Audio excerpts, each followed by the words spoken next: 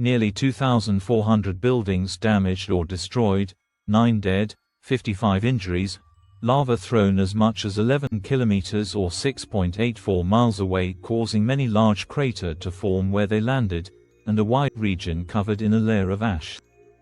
It would thus be a vast understatement to say that it has not been a good week for a portion of Indonesia's island of Flores, which overall is home to 2 million people. While only 16,000 of these people have been evacuated due to a volcanic eruption of the Laki-laki cone of the Lewotobi volcano, there is a risk that this figure is about to further expand. A quick late edit. Lewotobi's 7 to 8 kilometer exclusion zone in all directions has just been expanded from 8 to 9 kilometers in its northwest, west, and southwestern sectors, indicating that further evacuations are now occurring.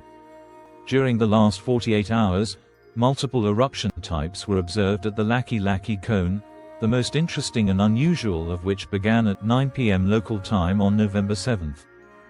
As an orange glow became visible emanating from Lewotobi's tall lava fountain summit, it only took a matter of time for a lava fountain to be generated. This lava fountain, while intermittent, slowly increased in size until at 1 a.m. local time on November 8, a sustained 2,000-meter or 6,561-foot tall lava fountain was generated. This occurred alongside moderate volcanic ash emissions, causing many millions of tiny particles of ash to rub together and create static electricity, creating volcanic lightning. This was followed by a vulcanian explosion which sent a plume of ash to an elevation of 5,800 meters or 19,029 feet.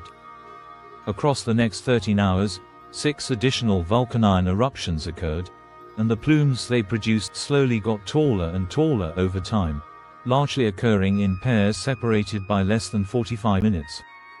A similar slow escalation occurred before the subplinian eruption on November 7, so it was not too surprising when at 4:47 a.m. local time on November 9, another large explosion occurred.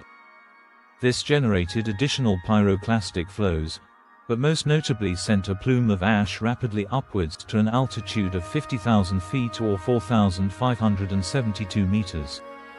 While this eruption was seemingly smaller than the other 2 large eruptions this month at Lewotobi, it still caused large amounts of ash to once again fall around the volcano. This ash has really piled up in some evacuated locations, lahars accumulating to more than 6 centimeters or 2.36 inches thick.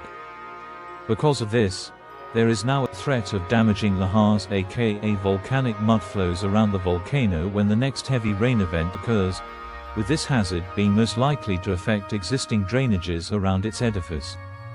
Eruption chronology. And now, here is Lewotobi's current eruption chronology. Lewotobi's Laki-laki cone has been continuously erupting since its latest eruption began on December 23 of 2023. This activity initially generated a medium-length pyroclastic flow, and was followed by a series of weaker explosions associated with ash emissions. Then, on January 9, a basaltic andesite lava began effusing from its summit, heading towards the east.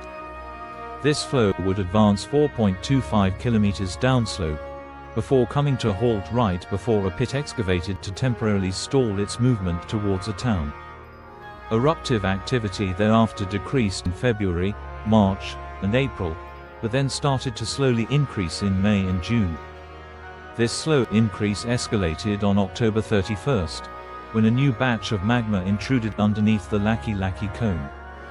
Here is a brief overview of Lewotobi's eruptive timeline for the first 8 days of November.